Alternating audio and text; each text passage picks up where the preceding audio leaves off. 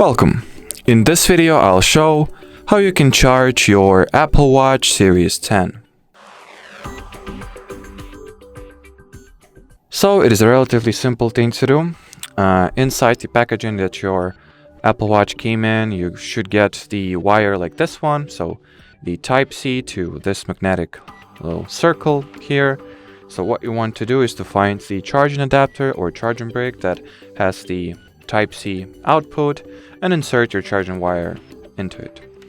Then plug your charging brick or charging wire into the wall, or just plug it to power here. And once it is powered on, simply put your Apple Watch onto this little magnetic circle. It should pop right into place. And as you will see now, the charging, or actually my Apple Watch is switched off. So let me quickly power it back on here. So I can actually show you that the device is being charged.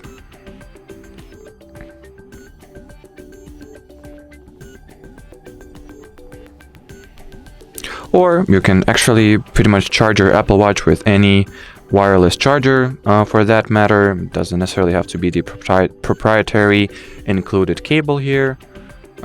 So I guess this iPhone 12 supports the reverse charging feature, but I'm not entirely certain. So let me quickly double check that. Yep, as you can see, the Apple Watch is being charged now.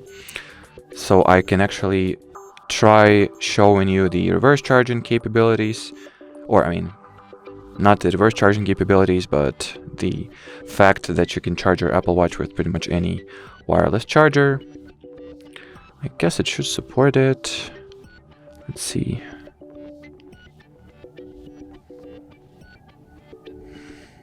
Well, probably does not support the reverse charging, most probably. But yeah, you can just trust me on it that any wireless charger is going to, well, charge your Apple Watch. Yep, it most definitely does not have the